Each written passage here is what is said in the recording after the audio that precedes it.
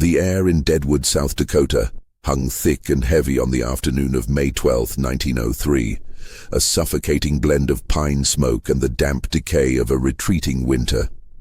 Elias Thorne, a man whose features were perpetually etched with an anxiety that seemed older than his 35 years, pulled the black, wrought-iron gate shut behind him. The sound of the latch clanking was unnervingly loud in the stillness of the abandoned property. The Harrow estate, or what was left of it, stood on the outskirts of town, a hulking monument to forgotten wealth and a deeply unsettling history. It was a Victorian monstrosity, 3 stories of peeling paint and rain-streaked windows, its gables sharp like broken teeth against the leaden sky. Elias, a distant nephew and the only living relative, had arrived from Chicago 2 days prior, reluctantly summoned to settle the estate of his great-aunt, Elara Harrow. He stood on the gravel path, adjusting his wool coat, and inhaled a breath that smelled sharply of cold earth and dry rot. This inheritance was not a blessing. It was a curse he had only heard whispered of in his childhood. Tales of strange silences, sudden departures, and a chilling event involving Elara's twin children decades ago. The event had broken his aunt, turning the grand house into a tomb long before she finally passed. Elias had hired a local wagon to bring his single trunk and a box of ledgers from the train station. The driver, a weathered man named Silas with eyes that avoided the house entirely, had taken his payment and left with a haste that spoke volumes. The locals of Deadwood were clear. They wouldn't go near the Harrow estate, not for any sum of money. He mounted the steps, the wood groaning beneath his weight, as if the structure itself resented his presence. The front door, solid oak and scarred, resisted his key until a final, forceful twist of the brass handle surrendered to a low, ominous screech. Inside, the light was sickly. A single dusty shaft angled through a high window, illuminating motes of dust dancing in the silence. The entrance hall was vast and cold, dominated by a winding staircase whose ornate banister was shrouded in cobwebs.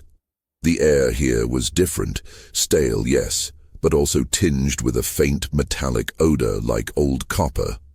Elias set down his small satchel and moved immediately toward the drawing room, where a large iron safe was supposedly concealed behind a bookcase. Elara's will, delivered by a terse town lawyer named Mr. Abernathy, stated simply, "The truth is in the safe. Do not look in the nursery." The lawyer had offered no context, only a tight-lipped confirmation of the unusual instruction. It took him nearly an hour of struggling against the swollen wood and stubborn hinges to move the massive, built-in mahogany bookcase. As he finally managed to heave it aside, the safe was revealed, a heavy, black vault, its dial thick with decades of grime. He wiped the dust away, his fingers tracing the engraved numbers. He pulled a folded, brittle piece of paper from his coat pocket. It contained the combination, written in his great-aunt's spidery hand. 6/1899. The date was meaningless to him, but the tumblers, after a laborious and nerve-wracking process, finally clicked into place. The heavy steel door groaned open, releasing a breath of air that was colder than the room itself. Inside, there was no jewelry, no stacks of cash, only 2 items.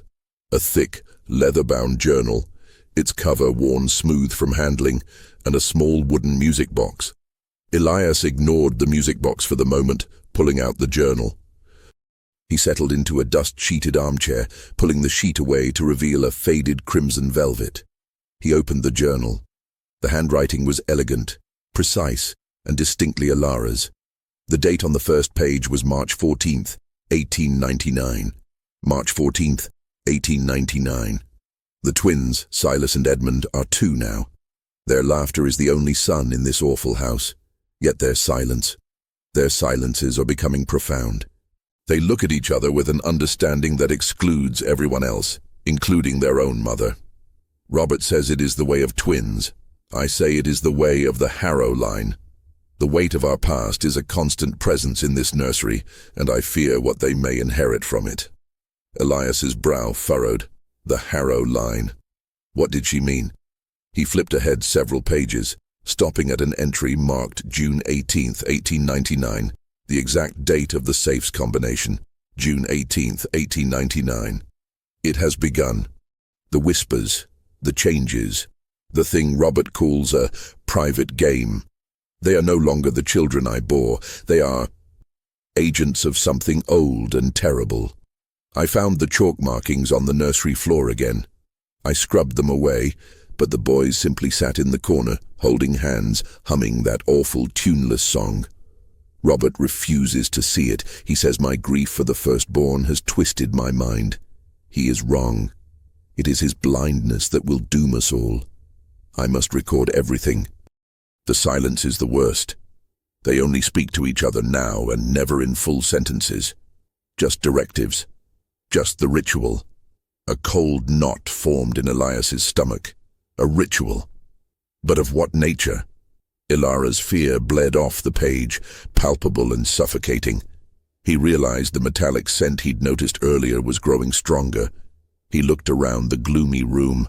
The silence was pressing, only punctuated by the distant, rhythmic ticking of a clock somewhere upstairs. He shut the journal, the weight of the book feeling suddenly immense in his hands. Do not look in the nursery. The instruction was a direct challenge. He felt a powerful, fearful pull toward the second floor, a need to see what his great-aunt had been so desperate to hide and so determined to document. The fear of the unknown was quickly being replaced by the terror of a dawning realization. The twins hadn't been sick. They had been involved in something truly sinister. Something that was tied not to the supernatural, but to the dark core of the Harrow family itself.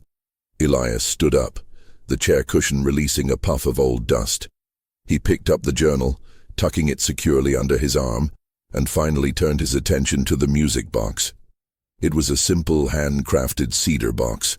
He ran a thumb over its lid, which depicted a crudely carved image of two figures, two small children, standing hand in hand, their faces deliberately blank, staring forward. He wound the small key on the back. As the mechanism whirred, a brittle, tinkling melody began to fill the vast silence of the hall. It was a sweet, lullaby-like tune, yet played with a discordant, mechanical insistence that made the hairs on the back of his neck stand up. The lullaby was recognizable. He'd heard a very similar, slightly altered version of it being hummed by the townsfolk as they hurried past the estate walls. The tune, the date, the secret safe, and the desperate journal entries all converged into a single, terrifying question.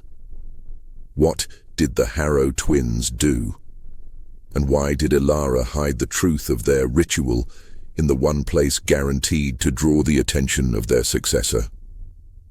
Elias extinguished the lantern he had lit, plunging the hall back into shadow. The clock above ticked louder, seeming to count down not just time, but a dreadful inevitability. He knew what he had to do. He had to go upstairs. He had to find the nursery. Did the chilling tune of the music box hold the key, or was the terrifying truth buried in Ilara's journal? The mystery of the Harrow twins is just beginning to unfold.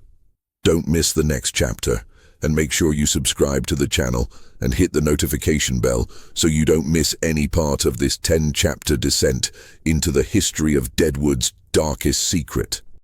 Elias Thorne stood at the base of the grand, winding staircase, the faint, discordant tinkle of the music box still echoing in the suffocating silence.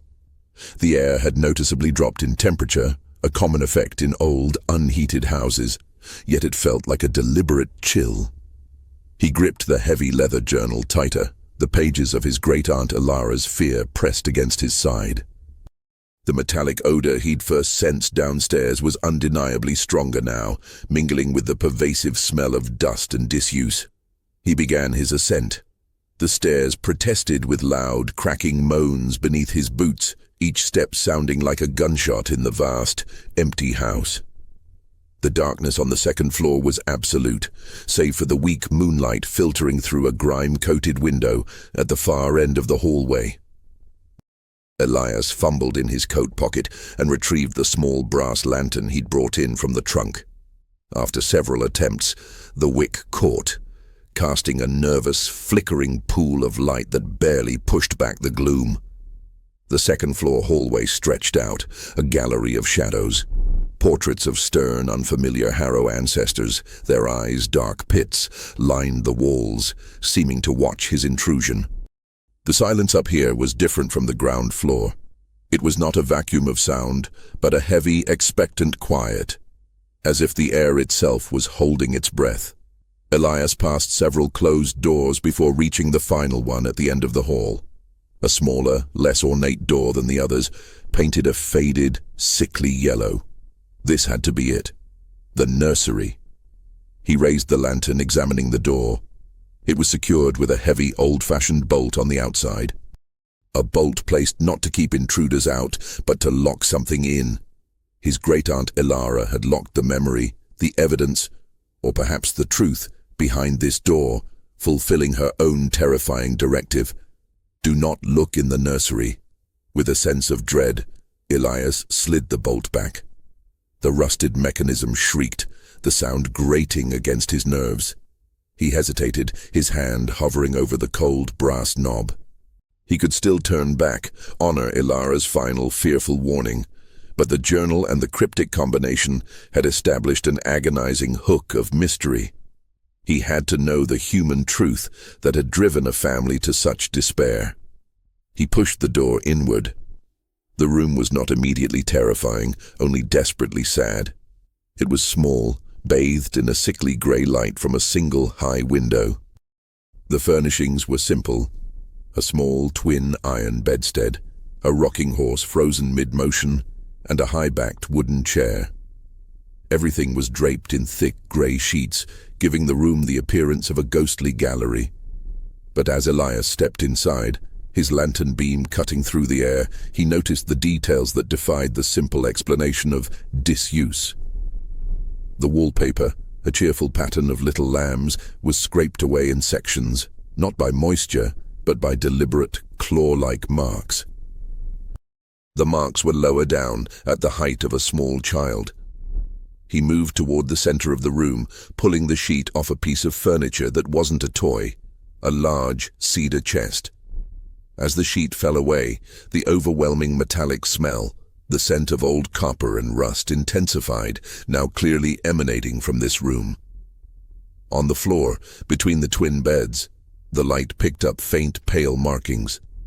Chalk. They were complex, intersecting lines and shapes that looked less like children's scribbles and more like primitive geometric diagrams. These had to be the chalk markings Elara had written about, the physical residue of the twins' ritual. Elias knelt down, placing the lantern carefully on the floor, and touched the markings. They were stiff, almost waxy. He traced a line, then followed it to a central point where the patterns converged.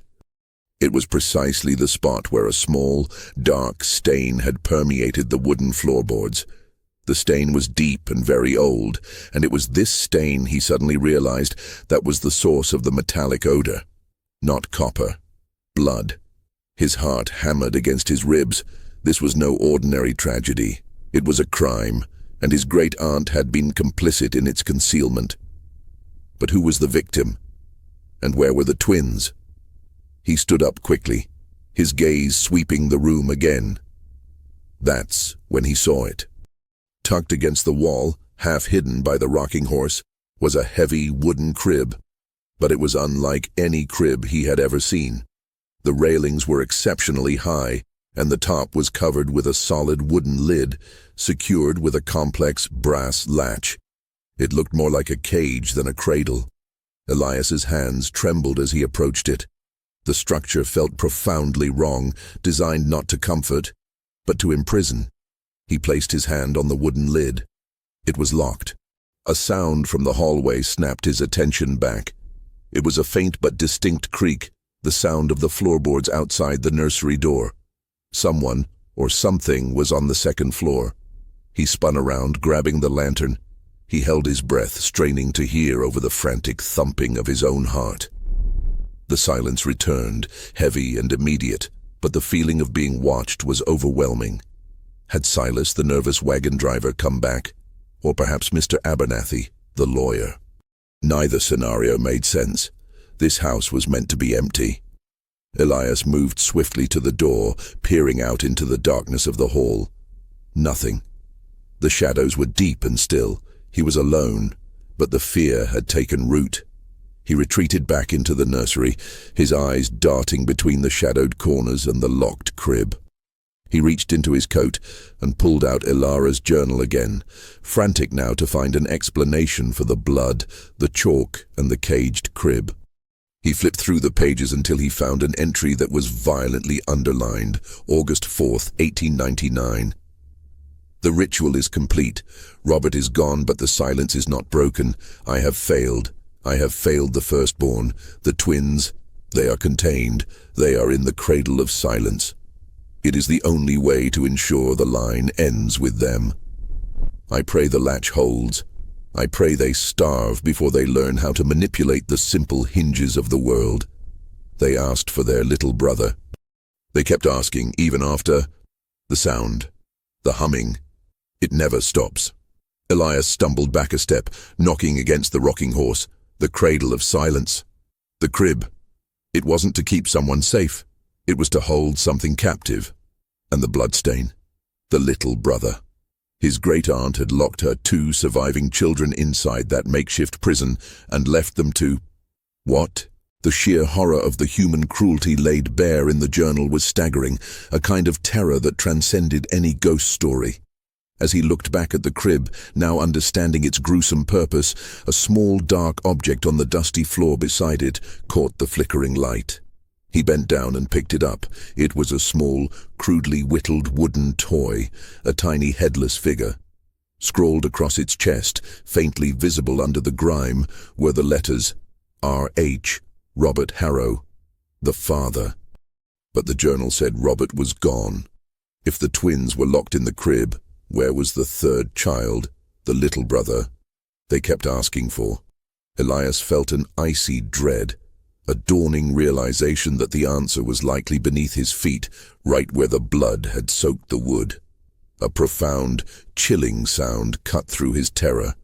The slow, deliberate clack of the external bolt being slid back into place on the outside of the nursery door. He was trapped. Elias scrambled toward the door, throwing his weight against it, but the heavy oak refused to budge. The old iron bolt, thick and resolute, had been driven home. He was sealed inside the nursery of silence. "Who's there?" Elias shouted, his voice hoarse, echoing uselessly in the confines of the room. "Open this door. I know you're out there." Silence.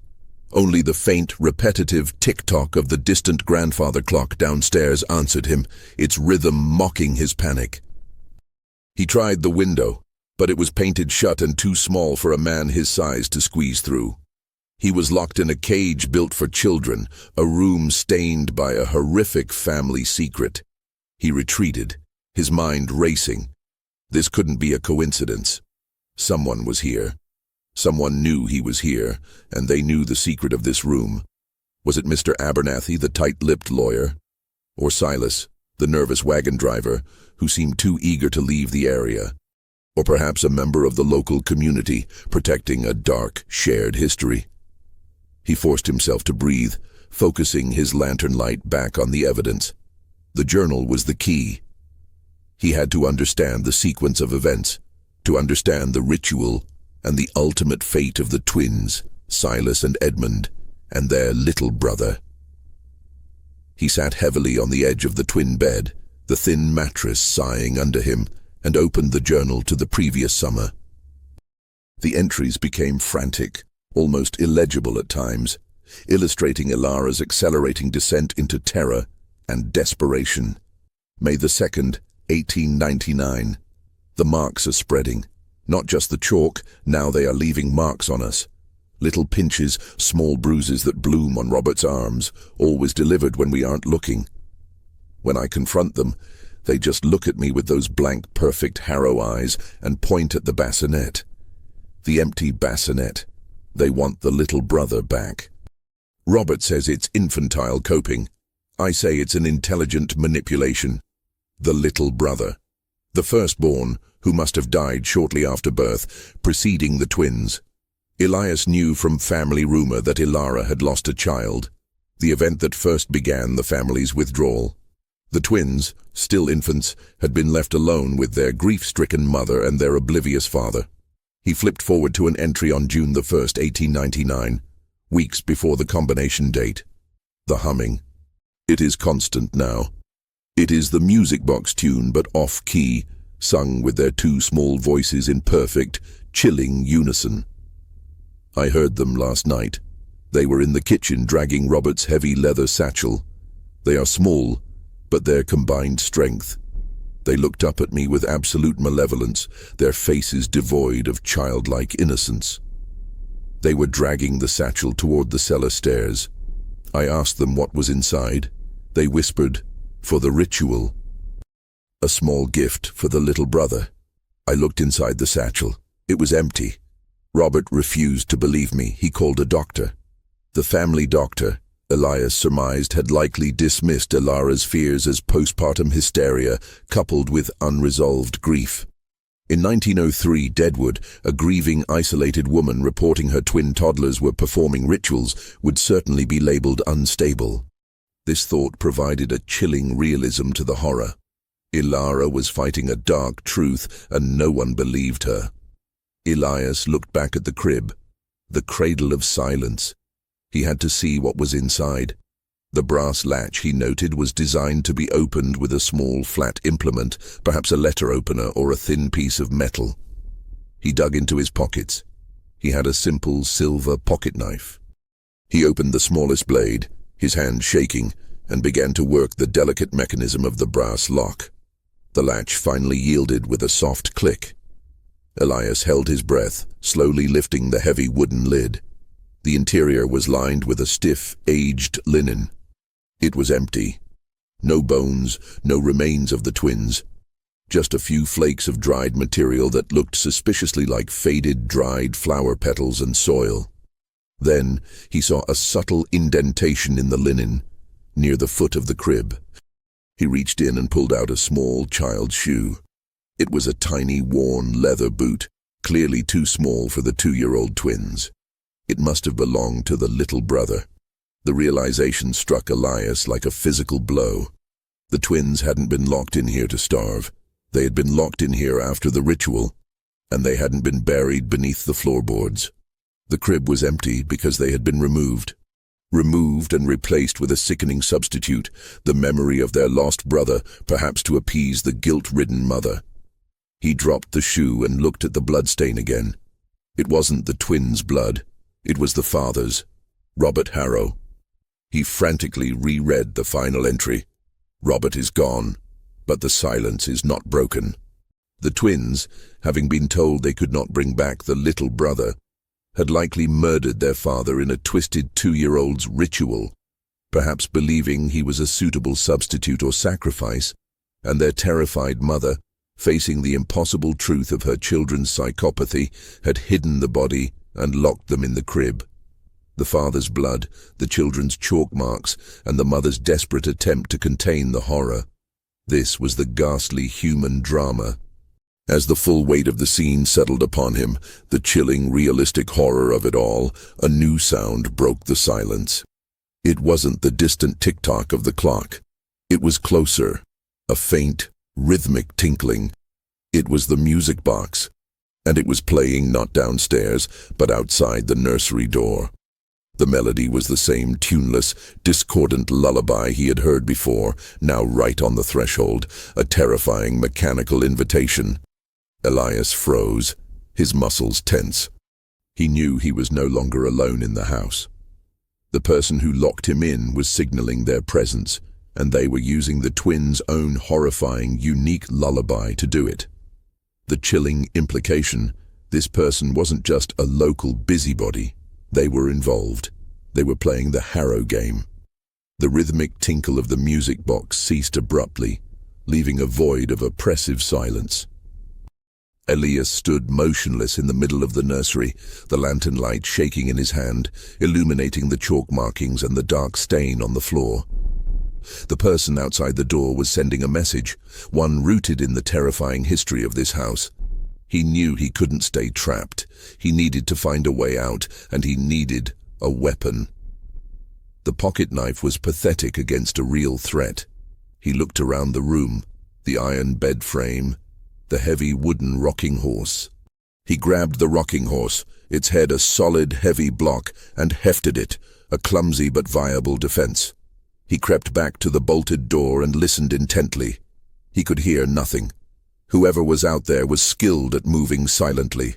"I know what happened," Elias shouted at the door, trying to provoke a response to gauge his opponent. "I know about the ritual and the truth about Robert Harrow. You can't keep this hidden." Silence. Elias pressed his ear to the cold wood. He thought he heard a faint, shallow breathing right on the other side. He moved away quickly, back toward the crib. He needed to find something else, anything, that could offer a clue or an edge. He reached into the empty crib and felt around the padded linen one last time. His fingers brushed against something stiff, tucked into the corner seam. He pulled it out. It was a brittle, discolored piece of fabric, a fragment of a child's dress, not a boy's garment. Why was there a piece of a girl's dress in the boy's crib? He turned it over. Stitched onto the lace cuff was a single embroidered letter. E. Ilara, his great-aunt.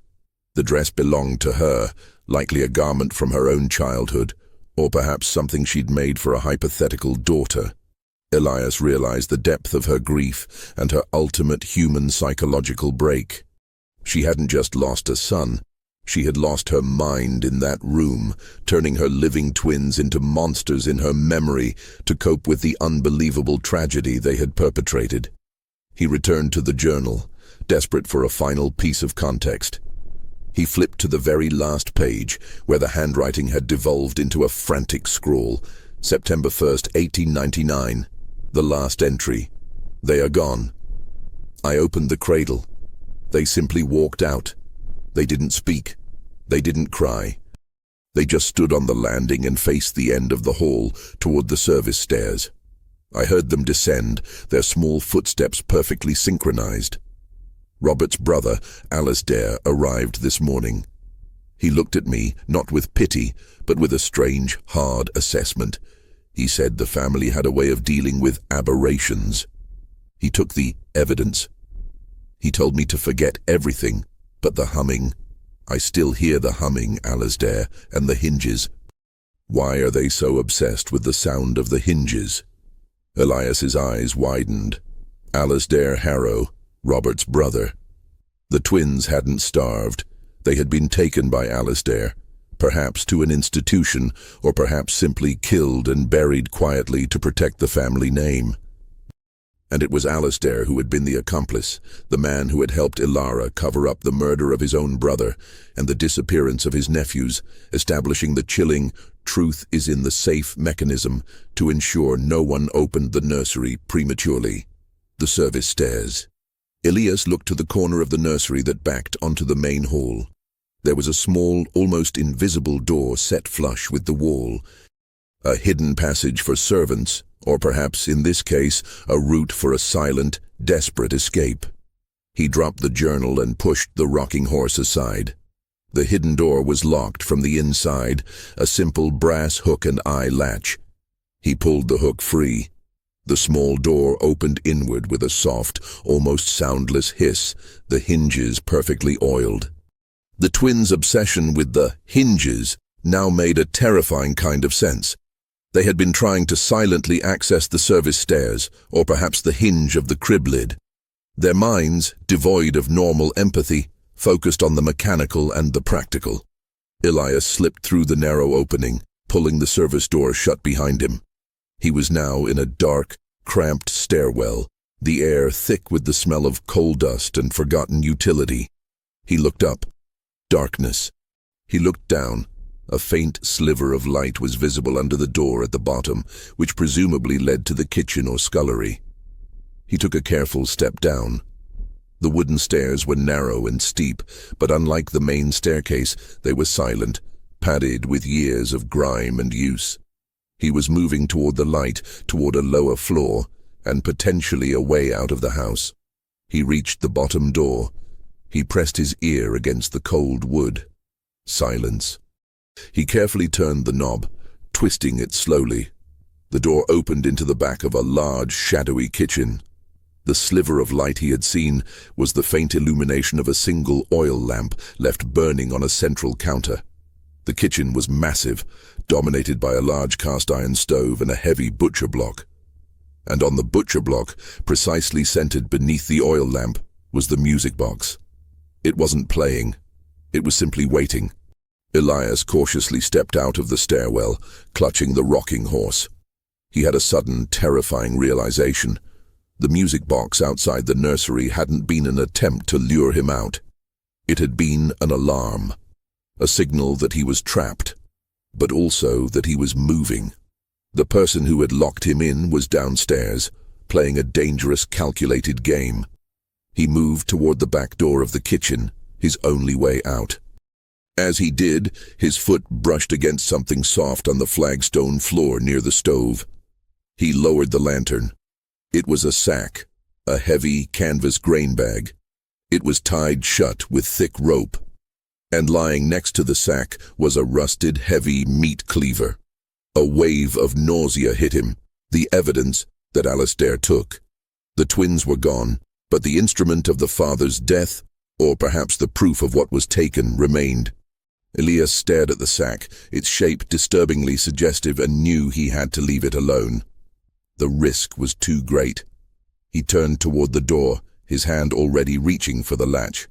"You should have left the past where it belongs, Elias." The voice was low, dry, and came from the darkest corner of the kitchen near the pantry. Elias spun around, raising the rocking horse in a desperate defensive posture. A figure stepped out of the shadows. It was a man, old but still solidly built, dressed in the dark, respectable coat of a professional. His face was gaunt, his eyes deeply set and cold. It was Mr. Abernathy, the lawyer. Elias held the heavy rocking horse aloft, his breath ragged in the cold kitchen air. The lawyer, Mr. Abernathy, stood perfectly still in the gloom near the pantry, his expression a mask of weary disapproval, not malice. "You shouldn't have come to Deadwood, Mr. Thorne," Abernathy said, his voice a dry rasp, utterly devoid of emotion. "Some inheritances are best refused. The Harrow line is one of them." "You locked me in," Elias accused, lowering the rocking horse slightly but keeping his guard up. "You played the music box. What is this, a game? Where are the twins?" Abernathy gave a small, humorless chuckle. "A game? No, Mr. Thorne, this is the arrangement. The twins Silas and Edmund are irrelevant. They were an unfortunate, temporary consequence. They were taken care of years ago." "Taken care of by Alistair Harrow," Elias stated, recalling the journal entry. "He helped your client, Ilara, cover up the murder of his own brother, Robert." Abernathy nodded once, a quick, sharp movement. "Yes. Alistair did what had to be done to protect the line, and more importantly, to protect the town's stability. Robert Harrow was unstable.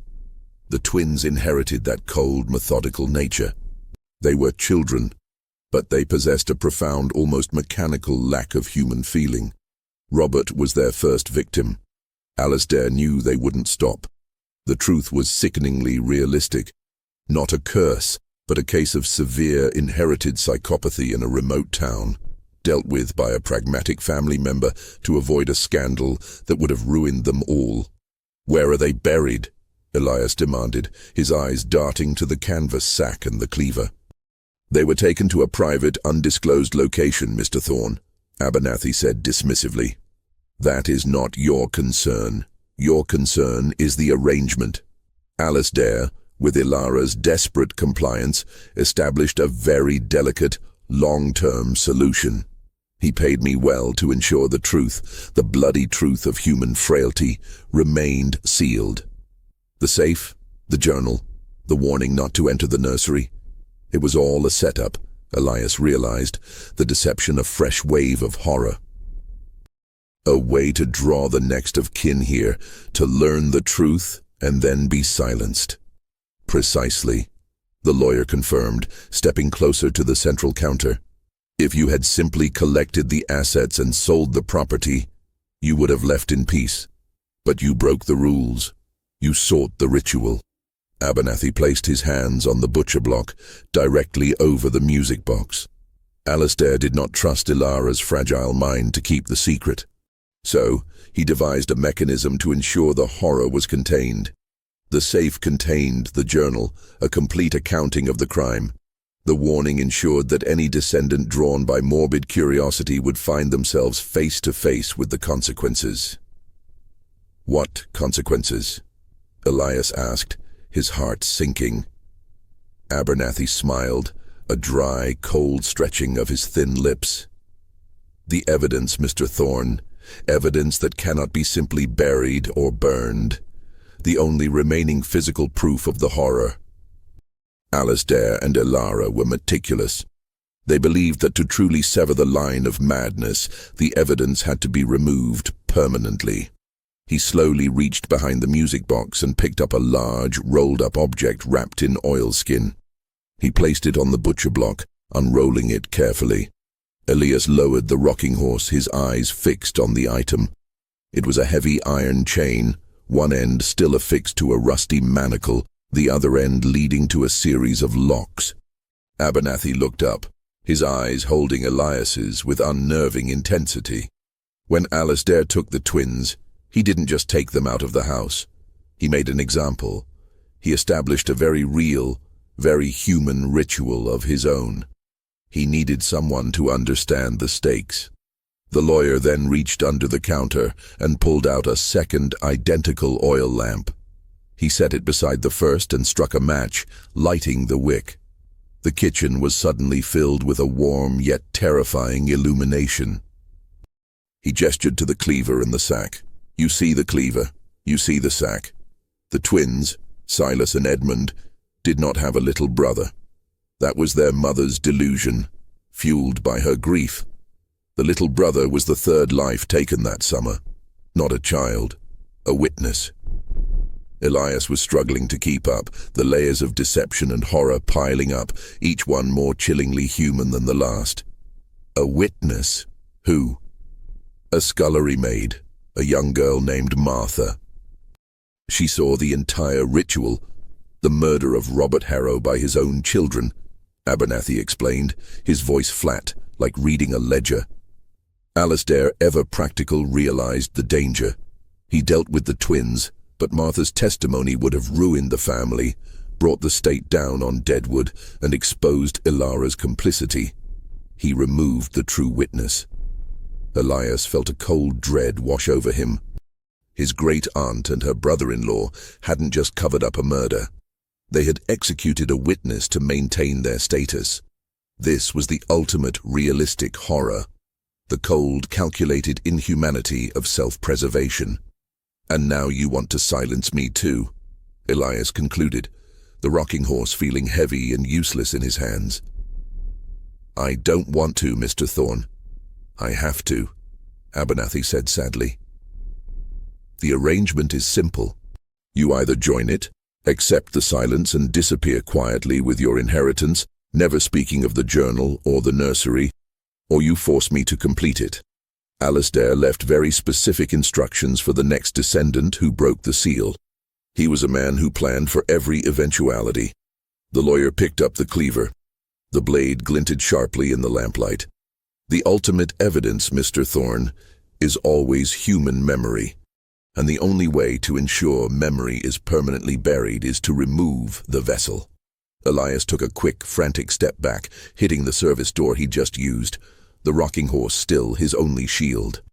Mr. Abernathy, the respected town lawyer, stood poised with the meat cleaver, his aged eyes cold and resolute. Put the cleaver down, Abernathy, Elias ordered, his voice surprisingly steady, fueled by pure adrenaline. This is insanity. I will not be a part of your arrangement. Insanity is what the Harrow line breeds, Mr. Thorne, Abernathy corrected him, a hint of bitterness in his tone. I am merely the executor of sanity. Alasdair, Harrow and I went to great lengths to ensure this story remained buried. We cannot allow a well-meaning but naive descendant from Chicago to undo decades of calculated silence.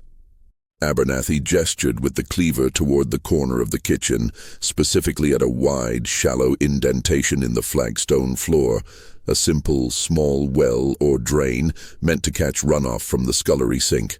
You want to know what happened to Martha, the scullery maid? Abernathy continued, walking slowly toward the drain. She didn't run. She didn't scream. She had seen the murder. Alasdair brought her down here. He convinced her that the twins were the work of a demon, that their own mother was cursed, and that the only way to break the curse was a final, human sacrifice. The realism of the deception was truly horrifying. Alasdair, in a moment of utter cold-blooded clarity, had manipulated the terrified maid into believing she was part of a necessary, righteous ritual, not a cover-up. Abernathy knelt by the drain, laying the cleaver aside for a moment. He reached down and pried up a section of the old flagstone. The sound of stone scraping stone was raw and terrible.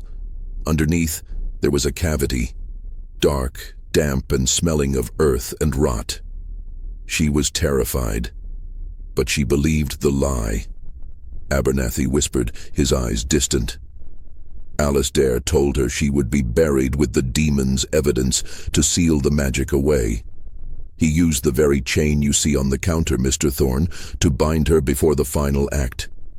Her bones are still here. She is the true evidence.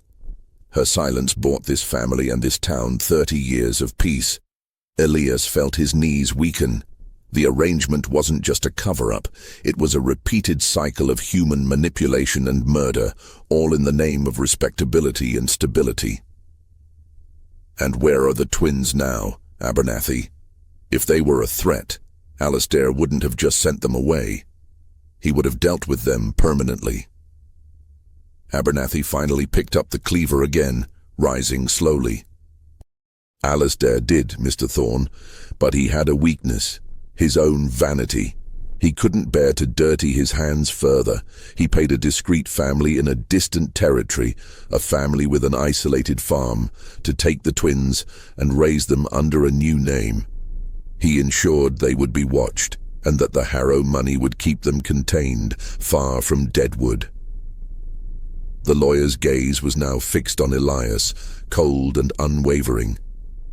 That arrangement held for decades, until you arrived. And now, the final piece of the arrangement must be fulfilled. Abernathy raised the cleaver slightly. Elias, knowing the man was absolutely serious, acted on instinct. He didn't charge. He threw the heavy rocking horse straight at the lawyer's chest. The impact was solid, catching Abernathy completely off guard. The lawyer stumbled back with a grunt, the cleaver flying from his grasp and clattering across the stone floor toward the dark pantry. Elias didn't wait. He bolted for the back door, reaching the latch and ripping it open. A rush of cold night air hit him. He was out. He ran across the desolate backyard, scrambling over a low, dilapidated fence, the journal still clutched under his arm. He didn't dare look back. He could hear Abernathy's ragged breathing and a shout of frustration from the kitchen. Elias ran into the gloom of the Deadwood woods, moving away from the sparse streetlights and toward the deepest shadow. He ran until his lungs burned, and the sound of the house was a distant memory. He finally collapsed against the rough bark of a thick pine tree, bending over, hands on his knees, gasping for air. The scent of pine and cold earth was a blessed relief after the foul air of the Harrow estate. He checked the journal, which had survived the chaos. He had the truth. He had the proof. But he also had a deeply respected man of the law chasing him, a man who had already confessed to 2 murders to protect a family's reputation. As his breathing slowly normalized, Elias looked up. He was deep in the woods, on the edge of the sprawling Black Hills. It was late, and he was miles from the nearest hotel or authority. He needed help. He needed someone in Deadwood who hadn't been compromised by the Harrow wealth or the arrangement. He looked down at the journal, catching a final small detail he hadn't noticed before, tucked into the leather cover. It was a single, stiff, faded photograph. He pulled it out. The image was grainy, a simple portrait taken years ago. It showed a younger, stern-faced man, Alasdair Harrow. But standing beside him, much older than the twins in the nursery, were two figures who looked unsettlingly familiar. Two men in their late 20s, identical in appearance. They wore identical, unsettlingly neutral expressions. One of them, Elias realized with a gut-wrenching shock, looked precisely like the terrified wagon driver who had left him at the estate gates. The wagon driver was Silas, one of the twins. The cycle hadn't ended. It had simply moved to the next generation. Alasdair hadn't sent them far enough away, or perhaps they had come back, drawn by the scent of their father's death. Elias looked around the dark, oppressive woods, the silence suddenly full of menace. Abernathy was hunting him, and one of the twins, a cold, mechanical killer, was now somewhere in Deadwood, watching. Elias pushed himself away from the tree, the realization hitting him with the force of a physical blow. The wagon driver, Silas, was one of the Harrow twins. He had been played. The twins hadn't just been contained. They had been allowed to return, or perhaps they had never truly left, blending seamlessly into the local population with new identities provided by Alasdair. The arrangement wasn't just a cover-up. It was a complex network of control, fear, and silence. He needed to find help immediately. The nearest light he could recall seeing on the long ride from the train station was a small, ramshackle structure, a boarding house on the outskirts of the main town. He stumbled through the woods, the ground uneven and treacherous, using the faint high moon to guide him. He finally emerged onto a narrow dirt road, his clothes torn and mud-splattered. Ahead, a single dim yellow light glowed from the window of a small two-story wooden building. The sign creaked faintly in the slight breeze. The Black Hills Rest. Elias cautiously approached the door and pounded on it, desperate and without subtlety. The door was eventually opened by a stout, middle-aged woman with a tired, kind face, illuminated by the oil lamp she held. She wore a thick cardigan and a worried expression. "Sir, it's the middle of the night. What in the world?" she began, taking in his state. "Please, you have to help me," Elias gasped, pushing past her into the small, warm hallway. "I need the sheriff. There's been a murder, an old one, and the man responsible is after me now, the lawyer, Abernathy." The woman, Agnes, a co-owner of the boarding house, looked genuinely alarmed, but her alarm quickly hardened into skepticism. "The lawyer, Mr. Abernathy? That's ridiculous, sir. He's one of the most respected men in Deadwood. He's a murderer. He confessed to me. He's covering up the Harrow killings from 30 years ago," Elias insisted, thrusting the journal into her hands. "Look at this. This is the proof, my great-aunt's journal." Agnes took the heavy journal, her brow furrowed. She looked at the blood on his hands, residue from the cleaver's handle, and his frantic state.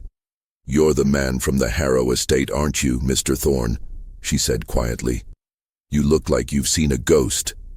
"Worse than a ghost, ma'am. Human cruelty," Elias whispered. "The twins, Silas and Edmund. One of them drove the wagon for me. He's back here. They're still alive." Agnes's eyes widened, a flicker of genuine fear passing over her face. She recognized the names. Silas, the driver. He's a quiet man, an odd one, but he's been here for years, doing odd jobs. He rooms here, actually, in the annex. Elias felt a cold wave of realization.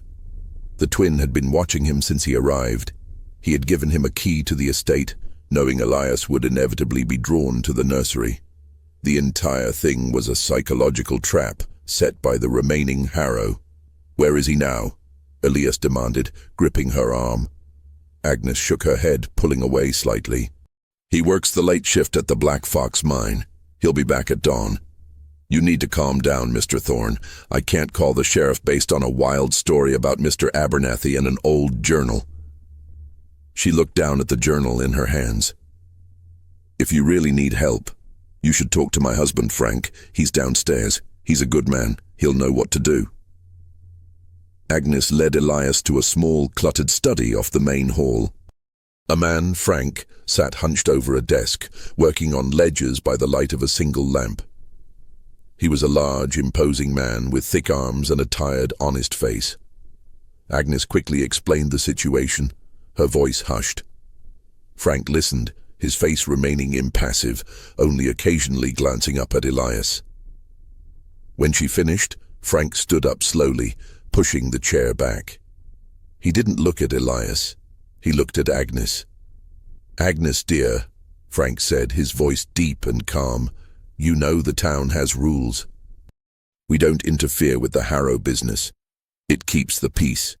Elias felt a new kind of dread. The entire town was complicit in the silence. "You're all afraid of Alistair's money, aren't you?" Elias challenged, stepping forward. "You're protecting a man who helped cover up 3 murders." Frank finally turned to Elias, his eyes full of pity and resignation. "No, Mr. Thorne. We're protecting ourselves. This town has to survive. The Harrow family has provided for many people here for decades. Their silence keeps the wheels turning. You are a disruption." Elias realized his mistake. He had run to the very people who had benefited from the arrangement. Frank slowly reached to the wall and opened a small, locked cabinet. He pulled out an old double-barreled shotgun. "I'm sorry, Mr. Thorne," Frank said, his voice heavy with reluctant duty. "But I can't let you leave here tonight. I have to keep the peace. And I have to call Mr. Abernathy." The sound of a heavy, insistent knock on the front door cut through the tension. Agnes gasped, dropping the journal. It landed open on the wooden floor, exposing Alara's frantic script. "That'll be him now," Frank muttered, leveling the shotgun slightly. Elias saw his chance. He wasn't trapped by a maniac. He was trapped by a whole, terrified community. He lunged forward, not at Frank, but at the light. He brought his elbow down hard onto the small oil lamp on the desk. The lamp shattered. The study was plunged into instant, choking darkness, save for the weak light filtering in from the hall. Frank roared in surprise and anger. Elias didn't wait. He scrambled past the desk, ducking under Frank's outstretched arm, and burst back into the small hallway. He glanced toward the open front door. A tall, dark figure stood framed in the doorway, momentarily blinded by the sudden rush of cold air and the movement. It was Abernathy. Elias saw the twins' photo lying on the floor where Agnes had dropped it. He snatched it up, stuffing it back into the journal. He had to get to a phone, to a telegraph, to a sheriff outside of Deadwood. He sprinted past Abernathy and plunged out into the dark night, the sound of the shotgun racketing behind him, followed by Abernathy's furious shout. Elias ran toward the only other certainty he had, the possibility that the other twin, Edmund, might be a weakness in the arrangement, a final uncalculated risk. Elias is now a fugitive, hunted by a lawyer and a town determined to keep its secrets. What is the role of the second twin, Edmund, and can Elias expose the chilling arrangement before the entire town turns on him? Make sure you subscribe to the channel and hit the notification bell so you don't miss the shocking final chapters of this true-life Deadwood horror. Elias ran blindly. The sounds of shouting and the distant muffled report of a shotgun from the boarding house fading into the night. He had nowhere to go. The entire town was compromised, either by fear, money, or genuine belief in the necessity of the arrangement. He knew one thing. He had to find Edmund, the other twin. The journal had made it clear the twins acted in chilling, synchronized unison.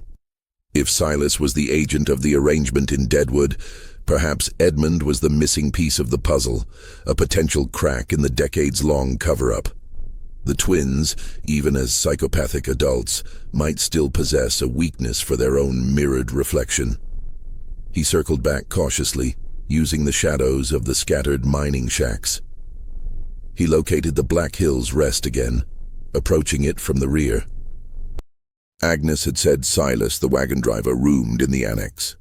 The annex was a small, detached structure behind the main house, barely larger than a shed, separated by a muddy yard and a makeshift laundry line. It was utterly dark. Elias crept up to the single window, peering through the dusty glass. The room was sparse. A cot, a small chest of drawers, and a wash basin. The air inside smelled faintly of stale pipe smoke and sweat. He found the lock on the back door, a simple, small padlock. He used the blade of his pocket knife, no longer concerned with subtlety, and quickly snapped the rusty hasp. He slipped inside the annex. The darkness was absolute. He pulled out the journal and the small photograph. He needed something, anything, to link Silas to his life as one of the terrifying Harrow twins. He fumbled for the chest of drawers and began rifling through the contents. Shirts, socks, and eventually a small, worn wooden box. He opened it. Inside, nestled on a bed of old cotton, were two items. A pristine, unused train ticket to Helena, Montana, dated for the following morning, and a small, leather-bound notebook. Elias immediately opened the notebook. It wasn't Silas's diary. It was a series of intricate mechanical drawings, pages upon pages of sketches detailing hinges, locks, and complex locking mechanisms. The twins' obsession with the physical reality of the world, the hinges and latches, had never faded. One sketch in particular made Elias's blood run cold. It was a perfectly rendered drawing of the brass lock on the nursery crib. Beneath it, in neat, cold handwriting, was a calculation detailing the precise amount of force and the angle required to pick the lock with a simple piece of wire. The mechanical mind of the 2-year-old psychopath had simply matured. But on the facing page, there was a brief, cryptic note, signed only with the initial E. Helena. Not enough. We need the final calculation. S is nervous. F is watching. S was Silas. F was Frank, the owner of the boarding house, clearly placed to keep a watchful eye on the returned twin. And E was that Edmund. Was Edmund already in Helena, or waiting there? And the phrase, not enough. We need the final calculation. Elias now understood. The twins' return wasn't about the old house, it was about the money. Alasdair, in his arrogance, had set up a complicated trust to fund the twins' exile, to keep them quiet and contained. And Elias, the next of kin, was the final administrative step to release those funds. Abernathy was trying to silence him to preserve the existing arrangement, which clearly wasn't paying the twins what they felt they were owed. The entire horrifying sequence, the safe, the journal, the warning, was a grotesque theatrical stage set up for the final administration of the Harrow estate, a process Silas was watching closely. Elias quickly pocketed the notebook and the train ticket. He now had the means to track Edmund. As he turned to leave, he noticed a subtle disruption in the dust on the floor near the cot. He knelt down, using the moonlight. 2 small, pale circles, a few feet apart. He reached out and brushed the dust away from one. It was a perfectly preserved chalk mark, a small, simple circle, like a child had drawn it. The other mark was a similar circle, but inside it, there was a crude sketch of the 2 small figures, hand in hand, just like the image on the music box. Silas, the twin, was still performing his rituals, even as an adult. Not for murder, perhaps, but for the satisfaction of the macabre game, a physical marker of his psychological territory. Elias backed out of the annex, his skin crawling. The twin was playing with him, leaving clues, enjoying the chase. He moved quickly, putting distance between himself and the Black Hills Rest. He found the main road that led south out of Deadwood, the route to the train station. He didn't make it 100 yards before he heard the sound. It was a low, rhythmic, clinking sound, like metal on metal, coming from a narrow, dark alleyway between a general store and a saloon. Elias slowed, then stopped. He crept toward the alley, Peering into the deep shadow, he could see a shape, a large looming figure hunched over a heavy wooden crate.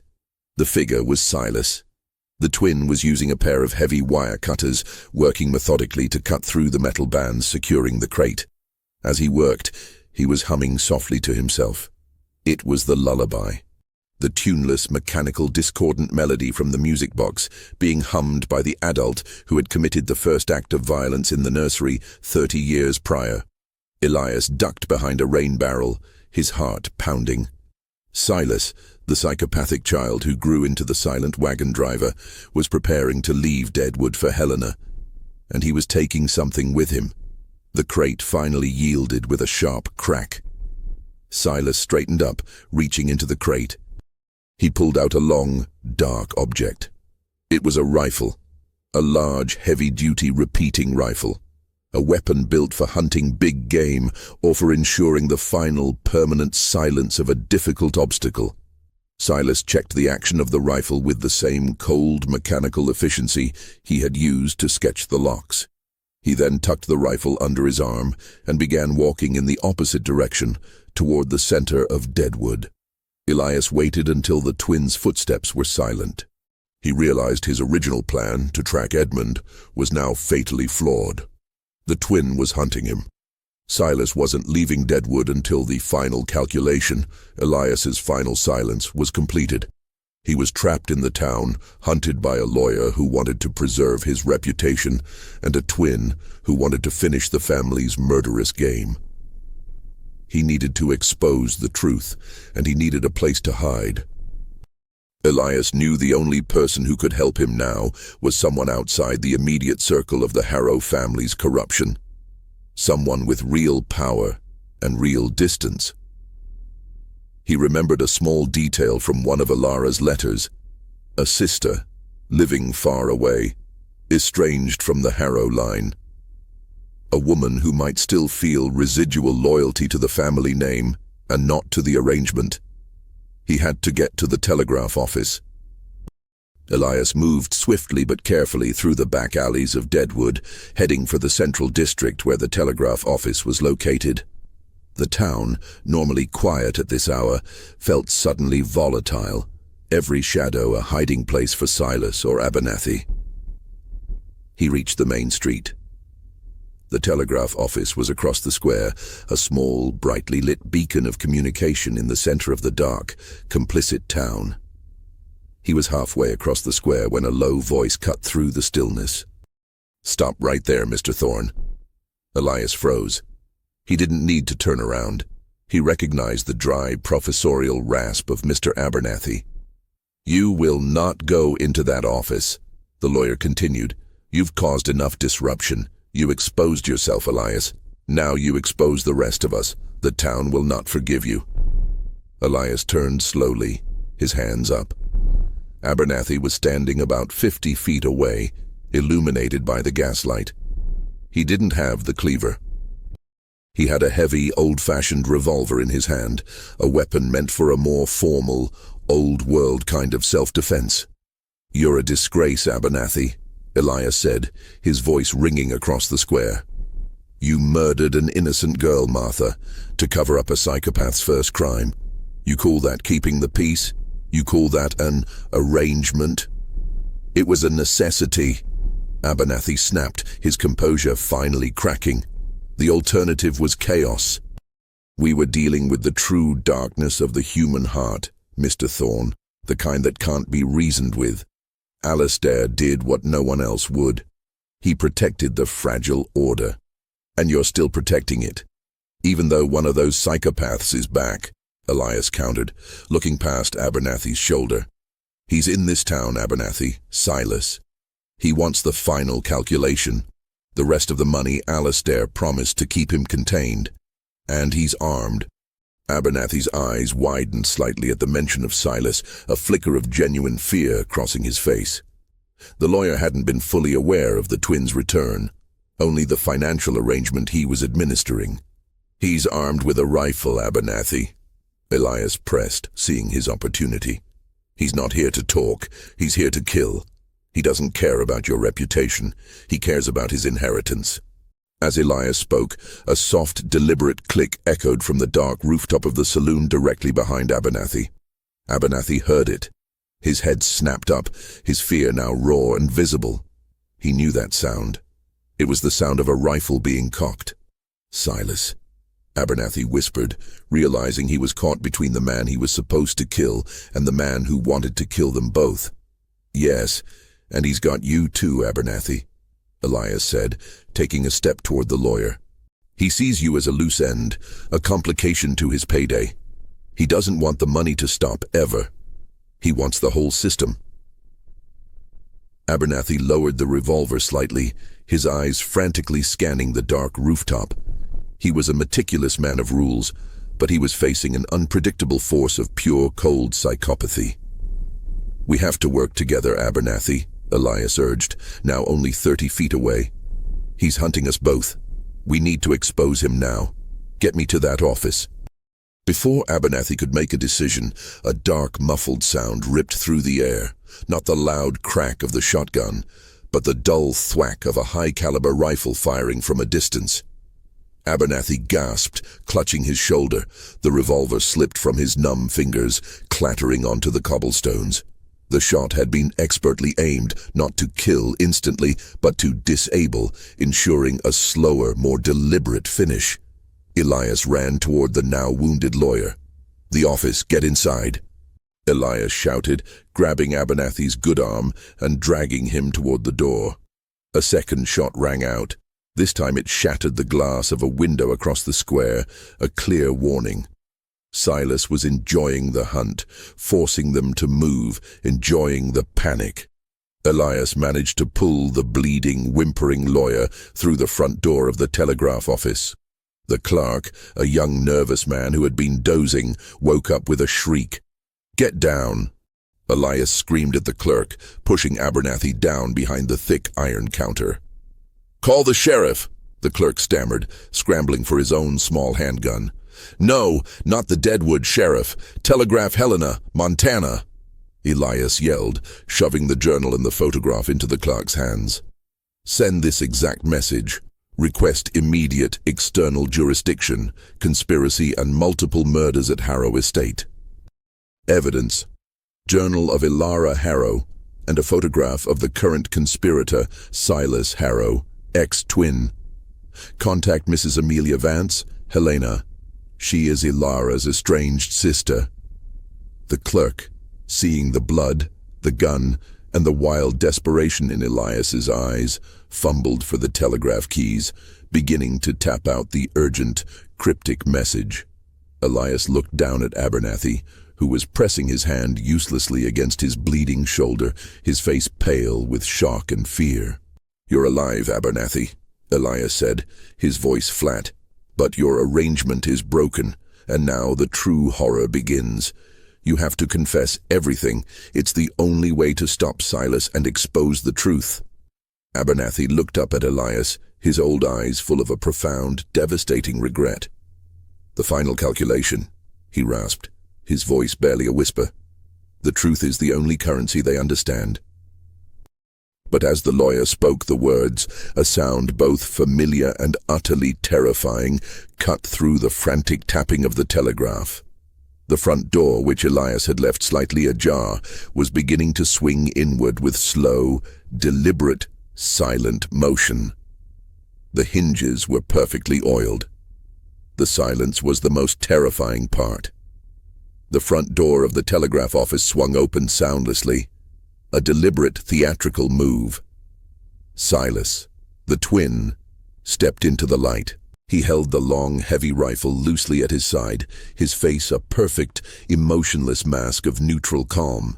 He seemed more annoyed than angry, like a meticulous mechanic whose simple repair job had been complicated. He ignored the frantic, whispering clerk and the wounded, cowering Abernathy. His focus was entirely on Elias. "You broke the arrangement," Silas stated, his voice the same low, flat monotone Elias remembered from the wagon ride. "It was neat. It was final. You introduced chaos. We do not tolerate chaos." "It was a murder cover-up, Silas," Elias retorted, standing fully exposed in front of the counter, shielding the injured lawyer and the telegraph clerk. You killed your own father, and Abernathy killed an innocent witness. It all comes out today. Silas didn't react to the accusation. He just tilted his head slightly, a small, unsettling gesture. Robert was inefficient, a poor provider. The witness was a complication to the system. The system is correct. You are a new complication. You must be removed to finalize the calculation. The calculation is over, Silas, Elias said, pointing to the clerk, whose hands were still working the telegraph key, a steady, rhythmic tap of Morse code. The message is sent. The outside world knows. Helena knows. Your exile is over. Your name, Harrow, is now stained forever. Silas finally showed a slight physical reaction, a tightening around his eyes, a purely mechanical tightening of facial muscles. He hadn't anticipated the speed of the message, the entire scheme, the return, the calculated intimidation, the final murder, was about the money and the continuation of the system. Exposure ruined the system entirely. He raised the rifle slowly, methodically, aiming it directly at Elias's chest. The money is what matters, Silas confirmed, his fingers settling on the trigger. The name is a distraction. The final calculation is to remove the obstacle. Before Silas could fire, Abernathy, wounded but galvanized by the raw terror of the man he had helped create, lunged up from behind the counter. He grabbed the desk lamp, a heavy brass candlestick base, and threw it with all his remaining strength. The brass base hit Silas square on the forehead. The twin stumbled back a step, the blow stunning him. The rifle fired, but the shot went wildly high, tearing through the ceiling plaster. Elias lunged over the counter, grabbing the heavy discarded revolver from the floor where Abernathy had dropped it. He swung it up and leveled it at the struggling twin. Silas, recovering instantly, dropped the rifle and raised his hands. A strange, almost curious look on his face. He saw no fear in Elias's eyes, only grim determination. The game had shifted. You have disrupted the system, Silas stated, his voice calm. But the system is redundant. There is Edmund. He will complete the calculation. Elias hesitated. He had the weapon, but Silas wasn't resisting. He was accepting capture with unnerving serenity. Before Elias could act, the rear door of the telegraph office, the door leading to the secure vault, burst inward. A second figure stood framed in the doorway, a mirror image of the first. Edmund Harrow. Edmund wasn't armed with a rifle. He was armed with a heavy coal shovel raised high over his head. The twin, Edmund said, his voice an exact echo of Silas's monotone, was always redundant. One is enough. He charged, not at Elias, but directly at Silas. Elias watched the horrifying, realistic spectacle unfold. The two identical men fighting with brutal, cold-blooded efficiency. It wasn't a fight of rage, but a struggle of cold, practical mathematics. A battle for the sole control of the Harrow legacy and the final calculation. Edmund clearly saw Silas as the weaker, compromised link who had allowed the message to be sent. Silas, still dazed from the lamp, was quickly overwhelmed. Edmund brought the coal shovel down in a sickening heavy arc. Elias screamed, jumping forward, but it was too late. The blow landed, and Silas crumpled. Edmund stood over his twin's body, breathing heavily, the coal shovel dripping. He looked at Elias, a chilling, triumphant expression of mechanical efficiency on his face. The ritual was finally complete. The removal of all complications, including his own twin brother. Now, Edmund said, his voice flat, we finalize. Before Edmund could move, the front door of the office burst inward again, but this time it was not the slow, oiled hinge. It was a rapid, crashing entry. The clerk had managed to finish the message, and the last line of the telegram, the request for external authority, had worked.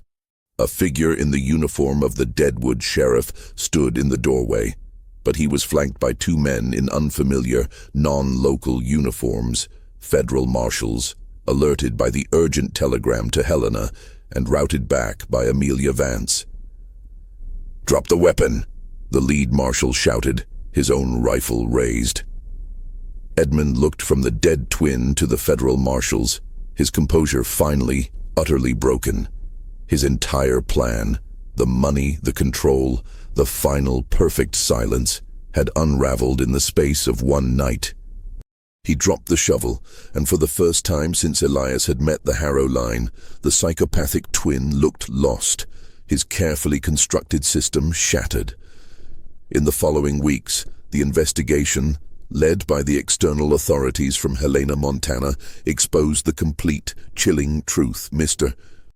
Abernathy, recovering from his wound, gave a full confession, detailing Alistair Harrow's calculated arrangement, the murder of the scullery maid Martha, and the establishment of the trust fund to buy the complicity of the town and the silent exile of the twins.